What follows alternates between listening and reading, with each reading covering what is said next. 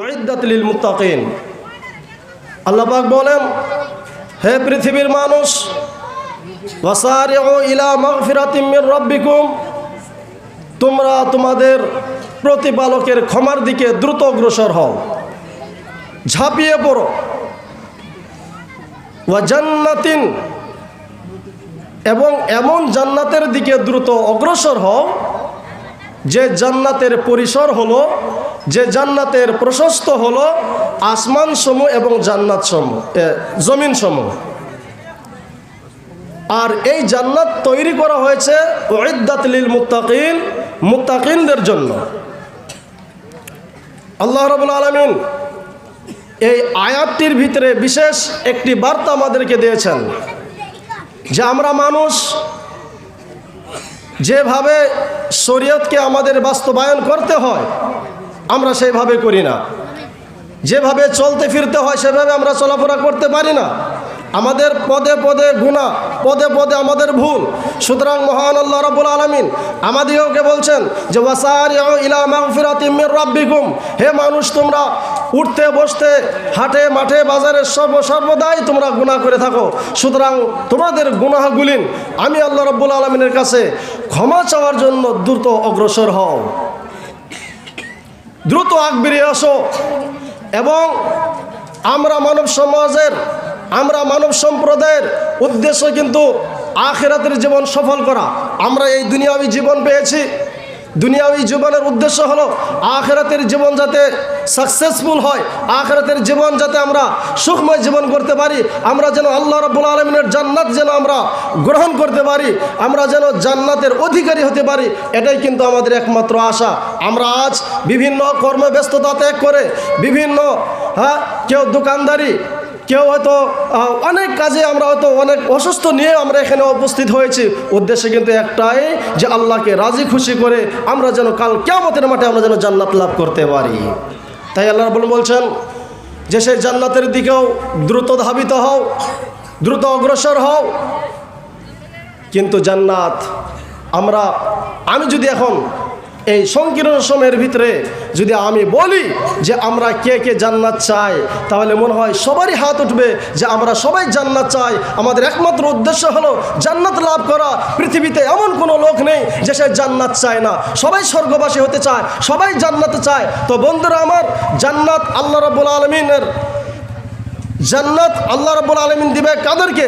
জান্নাত এটা আমার বাপ দাদার সম্পত্তি নয় যে আমি চাইলেই আমি জান্নাত পেয়ে যাব। আল্লাহ রাব্বুল আলামিন জান্নাত নির্মাণ করেছেন উইদ্দাত লিল মুত্তাকিন। জান্নাত কাদের জন্য? মুত্তাকিনদের জন্য। এবার আমাকে আপনাকে জানতে হবে যে মুত্তাকিন কারা, মুত্তাকিনদের লিস্টে আমরা পড়েছি কিনা। আমরা তো দিন রাত চিন্তা করি জান্নাতে যাওয়ার জন্য, আমরা তো সবারই আশা, আমাদের প্রত্যাশা যে আমরা যেন জান্নাতে যাই, আমরা জান্নাত চাই। কিন্তু জান্নাতি কে হবে? আল্লাহ রাব্বুল আলামিন এই সূরা আলে ইমরানের 133 নম্বর আয়াতের পরে 134 নম্বর আয়াতে আল্লাহ রাব্বুল আলামিন বলছেন যে আল্লাযীনা ইউনফিকুনা ফিস সাররাই ওয়াজ যাররাই, যে মুত্তাকিন হলো তারা।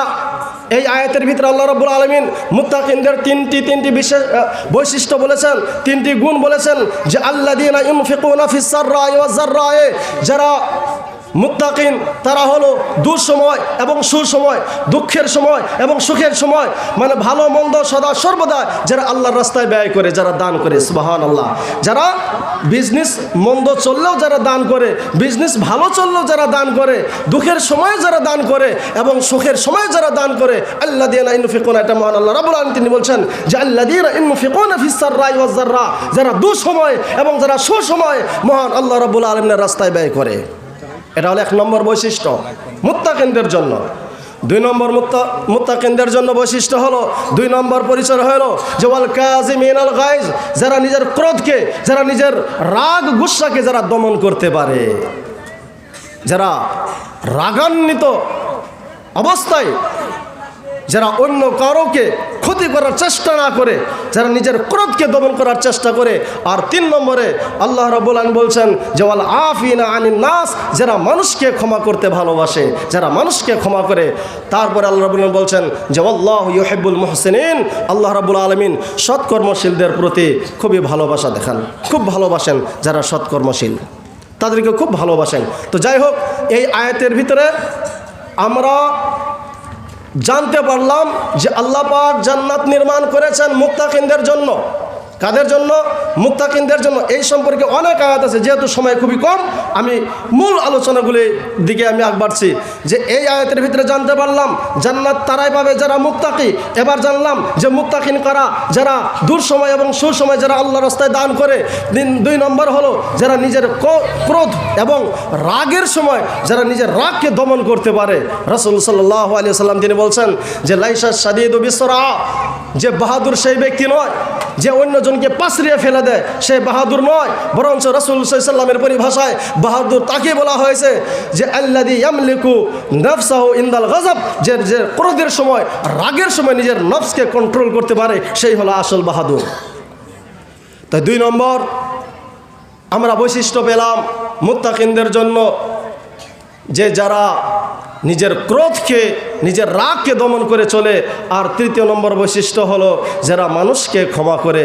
মানুষের ভুল হয়, মানুষের ভুল হয়, ভুল হওয়াটাই স্বাভাবিক, মানুষ ভুল করবে। কুল্লু বানি আদামা খাত্তা।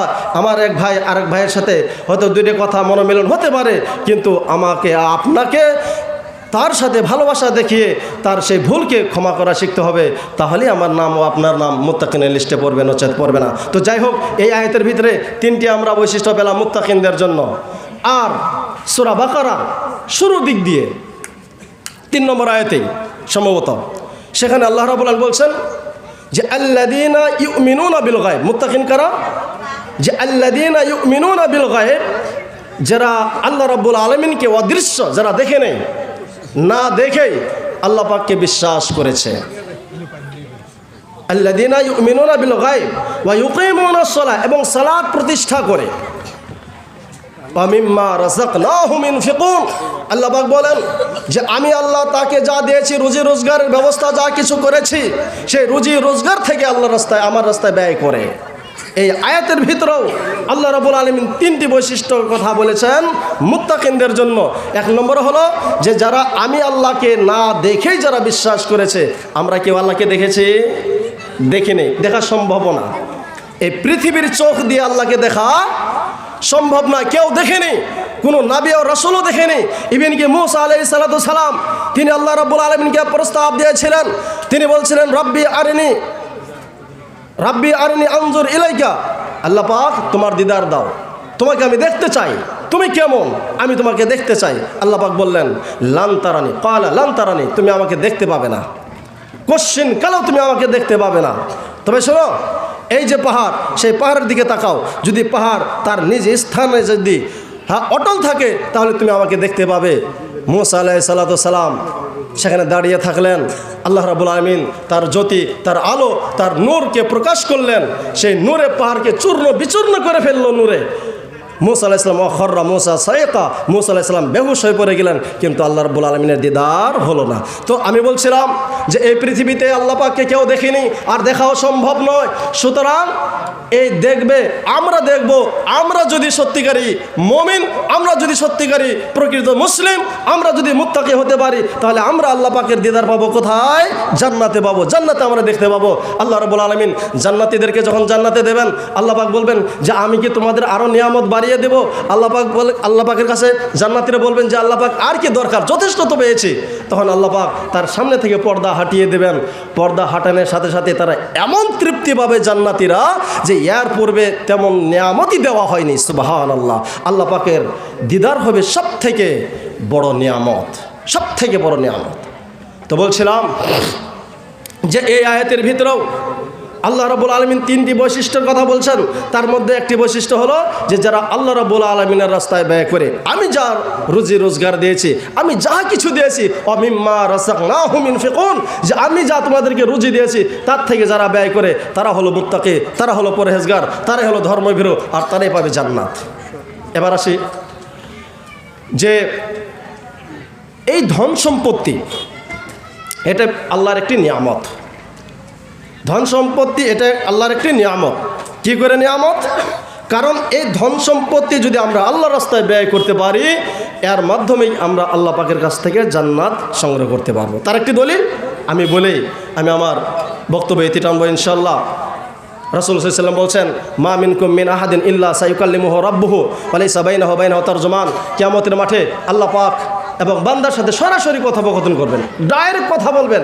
ওয়া লাইসা বাইনাহু ওয়া বাইনাহু তারজুমান, আল্লাহ পাকের সামনে আর বান্দার সামনে কোনো ট্রান্সলেটর থাকবে না, কোনো অনুবাদক থাকবে না, ডাইরেক্ট কথোপকথন হবে, ডাইরেক্ট আলোচনা হবে। এবার বান্দা ফায়ানজুর আইমানা মিনহু, বান্দা ডান দিকে তাকাবে, ফালা ইয়ারা ইল্লা মা কদ্দাম, বান্দা ওই সমস্ত আমলি দেখতে পাবে যা তা দুনিয়া করেছিল। এবং বাম দিকে তাকাবে, বান্দা ওই কিছুই দেখতে পাবে যা সে দুনিয়াতে পার্থিব জীবনে করেছিল। তারপরে রাসূল সাল্লাল্লাহু আলাইহি ওয়াসাল্লাম বলছেন, বান্দা সামনের দিকে তাকাবে, ফালা ইয়ারা ইল্লান নার তিলকা ওয়াজহিহি, বান্দা সামনে তাকাবে, কিয়ামতের মাঠে তো দেখবে শুধু জাহান্নামের আগুন দাউ দাউ করে জ্বলছে, জাহান্নামের আগুন দাউ দাউ করে জ্বলছে। সেই সময় রাসূল সাল্লাল্লাহু আলাইহি ওয়াসাল্লাম বললেন, ফাত্তাকুন নার ওয়ালাউ বিশিক্কি তামারাতিন, হে আমার সাহাবায়ে কেরাম, হে আমার উম্মতগণ, ফাত্তাকুন নার, সেই জাহান্নাম থেকে বাঁচো, সেই জাহান্নাম থেকে বাঁচার চেষ্টা করো, সেই আগুন হতে রক্ষা করো। ওয়ালাউ বিশিক্কি তামারাতিন, আল্লাহর রাস্তায় একটি খেজুর পরিমাণ দানা দান করে হলেও। এই তাহলে এই হাদিসের দ্বারা স্পষ্ট পেলাম যে আল্লাহর রাস্তায় দান করলে জান্নাত থেকে মুক্তি পাওয়া যায়।